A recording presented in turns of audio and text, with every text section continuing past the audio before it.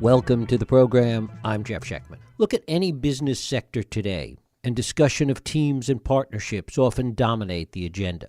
Teams and partnerships, particularly in business, have become not just the new normal, but almost a requirement. However, for every Hewlett and Packard, Jobs and Wozniak, Brin and Page, there are many partnerships and teams that don't work. So what's the secret sauce? Why are some more than the sum of their parts, and some carry within them the seeds of their own destruction? We're going to look at this today with my guest, Shane Snow. He's a science and business journalist. He's co-founder of the company Contently, and his writing has appeared in The New Yorker, Wired, The Washington Post, and Time. He's the author of the previous book, Smart Cuts, and his newest book is Dream Teams, Working Together Without Falling Apart. Shane Snow, thanks so much for joining us. Jeff, I'm so happy to be here. It's a delight to have you here. What has happened, in your view, in the workplace today that really make collaboration and teams and partnerships, teams large and small, such an essential part of work today? Well, I think for one, it's always been an essential part of just how we've made it as humans. There's so much about human beings that makes us built to work together. We're not the biggest creature out there, and yet we won planet Earth, and that in large part has to do with our ability to work together. But I think the reason it's gotten, why there should be more emphasis now on teamwork, is because just the way that technology and the world itself has developed, we can do so much so quickly that with that comes a lot of problems that are a lot harder to solve by ourselves. A lot of the problems that businesses face in particular, or say in communities or in politics, are problems that are thornier and more complicated than when we were living around campfires and we were trying to fend off the saber-toothed tiger. And so we just as the world gets more complex, so do the problems, and so does our need to rely on collaboration to solve them. The basic principle is we're only going to be as smart as the smartest person in a group if we don't learn to collaborate well enough that we can unlock something smarter. Yet if we look at businesses today, everything you say is absolutely true. There are teams and collaboration is essential for companies to work today. Yet if we go back to the 50s and 60s and even 70s, it wasn't as big a deal. Something's changed. I think the pace of change is also increasing. I do think that it comes down to a couple of things. One is, just simplicity, right? Things moved slower. There's less urgency. We didn't have the internet and text messages that just deliver emergencies to us so quickly. So I think that's a factor.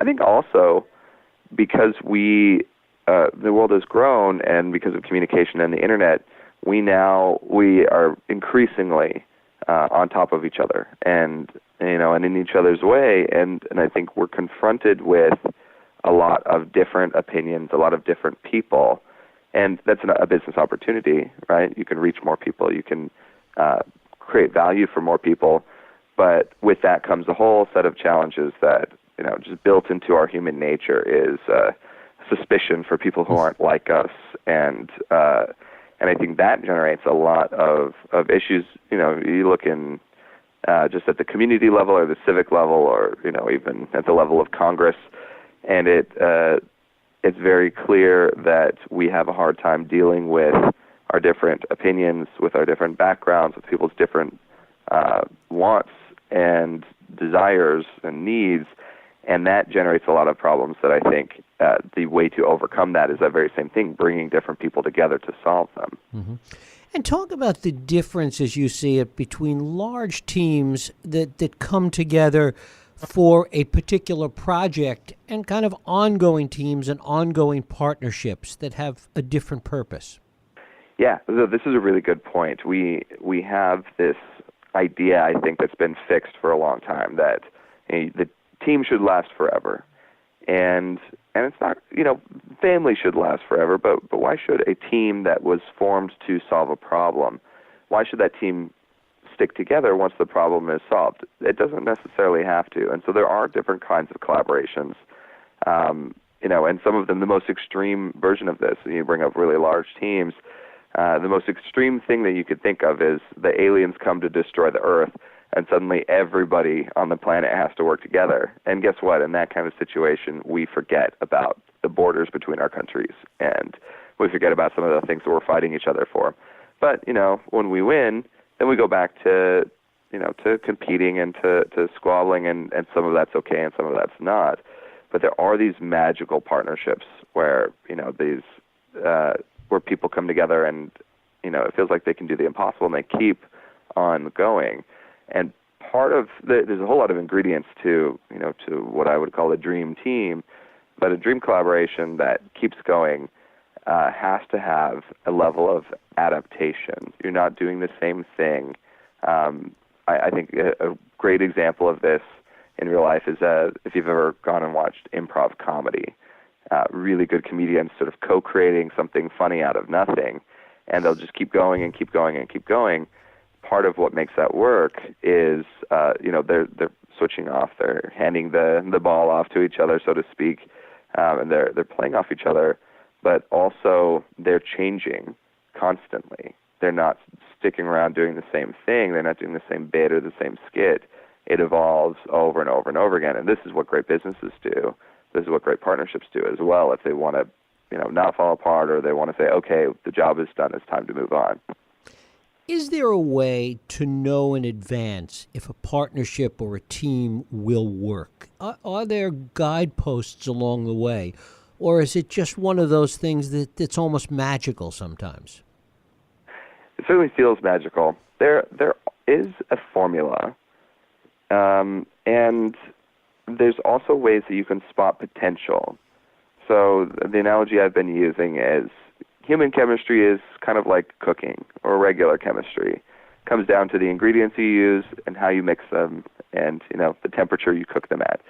And so you can identify that you have the right ingredients for a partnership or a collaboration or a team that's going to do really well, but then really the way that they mix is often what makes the difference.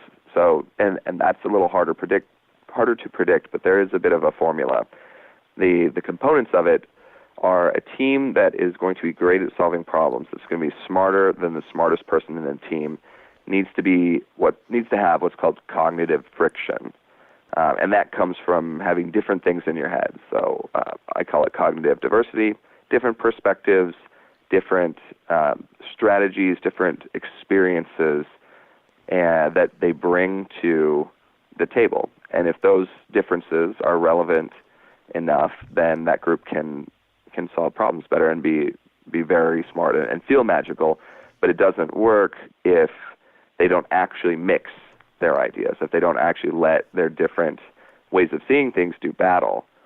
But that doesn't make a difference if no one's willing to then change their viewpoint as a result of that, intellectual battle. And so, the formula is kind of that. You want cognitive diversity to mash together and create friction, and then you want to add humility. That's sort of the underlying template, and that makes it sound simultaneously nerdier and easier than it actually is. But if you know that that's the challenge, you need to keep things in this zone where there is a cognitive friction and you need to stay humble enough to change, then the challenge becomes identifying the kinds of different people that you want to bring together that have the chance of, having their ingredients mix and make something magical. Is that more difficult in certain businesses that attract a certain kind of people? There is almost a homogeneity to people that are attracted to certain businesses, and it prevents sometimes, it would seem, the kind of diversity, the kind of cognitive diversity that you're talking about. Absolutely. Yeah, and this is actually something that's a problem everywhere, but you look at the history of innovation. Innovation happens when someone changes the game, not when someone just plays it a little bit better. That's improvement. But innovation is when you reinvent something. And fundamentally, you reinvent something by breaking the rules or breaking the norms or rethinking the assumptions. But what happens is we, as human beings, or say in a business, we find something that works. We succeed because we were clever or because we did some bit of innovation. And then we kind of get stuck on that. It's like you're climbing a mountain range. You get stuck on a mountain peak that's pretty good. And then you say you can't think. It's called cognitive entrenchment in psychology terms, but you can't see any other way of doing something. And this, then you say, well, this is the best way for things to happen. We call this the best practice. So then you recruit people who can then march up that same mountain with you. And then, yes, you get industries that are it's easier to attract because you're marketing to and you're speaking to a certain kind of person that's going to go up that certain mountain. Whereas the way that you would be disrupted or invent something new, if you did it yourself, would be if you mixed up some different people and attacked the problem from the ground again, from a fresh angle. This, I saw this, I did not for this book, but for a different study, we took a look at government payroll data, and in California there was actually something pretty interesting, which is that highway patrol jobs are overwhelmingly men in those jobs. And, and you can kind of understand why. It's a sort of a profession that's been thought of and marketed and talked about as sort of this tough guy job.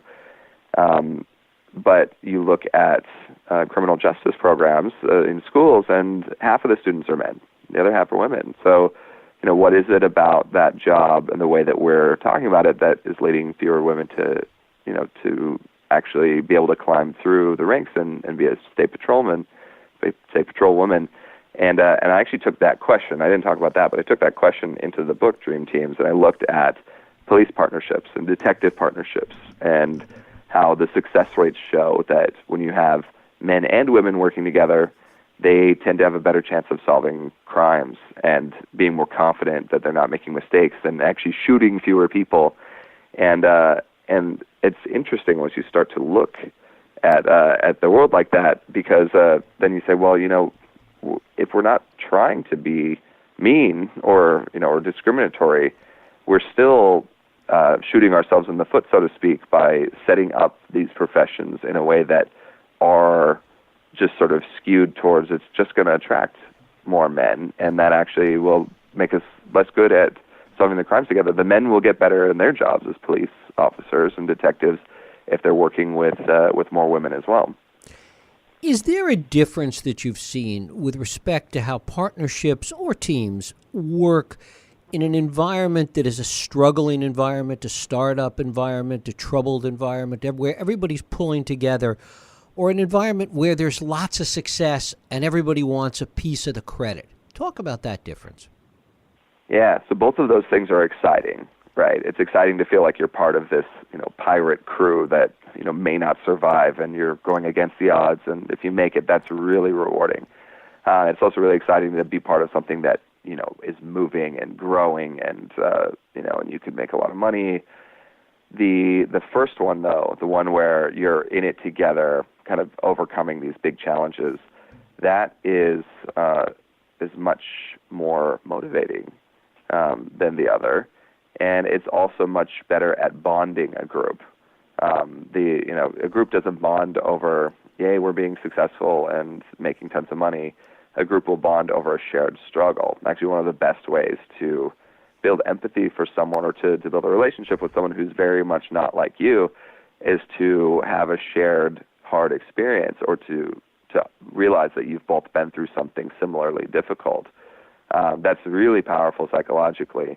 And that is one of those things why a lot of times these startup companies, these ragtag groups that are trying to change the world, why people do stick around in those teams for a long time, even though, a startup company eventually becomes a bigger company and has to adapt and the problems change that they're solving. A lot of times people do stick around for a long time because it feels more like a family if you've been through hard things. This is why, being in the military, you come back and you have this bond with, your military brothers and sisters that have also served because you've been through really hard things together. That's very, very powerful. Also, arguably, there are different skill sets involved in the struggling side versus the successful side, the managing side. Yes, certainly from a leadership standpoint. It's easier to be a leader when things are going well, and seem like a hero, than when things are going very, very badly, and you have to. The kinds of problems are trickier to solve. It's also a much more of a growing experience. Obviously, going to the gym and not getting your muscles sore means you're not going to grow very big muscles, right? But there is this danger that you hurt yourself, and we're all afraid of that. So we'd rather, not feel the pain, and we'd rather be in a situation where the sailing is smooth, but you grow more, and it is this sort of the higher the risk, the higher reward, especially when it comes to things like business. But yeah, a lot of people don't start companies not because they don't have ideas, but because it's going to be hard, and because they're going to have to convince people to work with them that for little pay and many hours and lots of challenges, and it may not work out, and all of that is stressful. But I think that the rewards are worth it, and that we need more people doing that, and and taking on the odds. That's one of the reasons why I wanted to write this book, is to help people understand a little bit better how we can overcome things that seem impossible. And because it's not just down to us, it's down to the combinations of people that we bring in to work on things. Do we learn anything by looking at what might be kind of the classic team, looking at sports and what happens there? Yes, actually. So I'm not much of a sports guy at all, but I had to, with this question, I had to dig into sports. And I was particularly interested in team sports, where really the dynamic of the team means everything. There's some sports like baseball. I grew up playing baseball. That was my one sport. But baseball is really often just a one-on-one matchup between the batter and the pitcher, and the rest of the team is certainly important and involved, but it's less about coordinating between lots of people. There's 2 or 3 people that coordinate in a given play. But in something like basketball or hockey, it's like this ongoing sort of battle where every team member really counts at every second. And when you look at the best teams in the world, the best team sports, there's actually a guy who did this analysis. His name is Scott Walker. He tried to find the 10 greatest teams of all time across all sports and see what's in common with them. And I took a look at his research and dug in. Something really interesting about teams that continue to win for years and years and years. Not just, they win a couple times, but dynasties. They have a lot of things in common. One of those things is they don't succumb to this thing that happens with sports teams, is once you've won a couple of times, your goal is not necessarily to win the championship. Your goal is to be the greatest player ever. We actually see this in basketball, right? Mm-hmm. With LeBron James is so good, but without a team without the right team, he's not going to be able to beat the other team, even though he might be the best player. You see that over and over again in sports. And he's won a few times. Now he's trying to go down in history as the greatest of all time. So it changes a little bit of the way you play. My favorite examples of sports teams are the communist teams, actually. The women's volleyball team in Cuba that for decades just destroyed everyone, or the Soviet national hockey team from 1960 to 1988 pretty much beat everybody, never lost. And part of what is going on there that I think is interesting is the players don't get paid based on their stats. They stay on the team or not based on if the team wins. So it's more about getting the puck in the net than about looking good. There's certainly, everyone wants to look good, but they, when I looked into the Soviet national hockey team in particular, they called themselves servants of the puck. And they were okay if the plan changed, mid-play, and they would sacrifice their bodies for the sake of the puck getting in the net. And they looked at the sport very differently than other teams. They looked at the whole world as things that they could bring in as analogies for hockey. So they learned ballet, and they would do ninja moves on their ice skates and jump off of trees. And they had these coaches that would push them not just very hard practice-wise, but to draw on all of these other things. And even though they looked silly to the Canadians, they did this ballet dance around them, and they never lost. And part of that was their ultimate goal was always just get the puck in the net. And you think that that's the goal of every sports team, but there's a lot of incentives that we build in that lead you to get the rebound yourself rather than block someone so that your teammate can get the rebound. And that all adds up to over time the difference between a team being great and a team being amazing and a dynasty. How much does economic reward or compensation of individuals that it may be different across the team, how does that play into the way teams operate from what you've seen? Yeah, so in the sports example, it's very much a factor. If you get paid more and you'll get traded to better teams based on how many points you score, then you're going to optimize for you scoring the points. There's statistics now that we have in hockey and basketball that I think we need to come up with similar things for business, but this idea of plus minus, which is when you're on the court, the team scores X many more points a game than when you're not on the court, whether you're scoring the points or not. So what's your impact on the overall performance of the team? We don't pay players based on that as much yet, but we do kind of rank players and use that as a scoring mechanism to decide how good someone is. That's really important because if the economic incentives are leading you to do something that may be in your best interest but not necessarily in the team's best interest, that's going to be a problem. I think when you have a team of people and some are getting paid more than others and they recognize that that's fair, that's fine. But when that becomes an ego thing, and that becomes a reason to not admit that your plan is not the right one, or not admit you're wrong, or not revise your viewpoint, that becomes toxic. There's this thing in American business especially, but I think in a lot of countries, where we defer to seniority and experience, and not in it'd be nice to people who are more elder than you kind of way, but in because I've been doing this for longer, I'm not going to listen to you kind of way. And that is really dangerous. And that can come with the economic thing as well.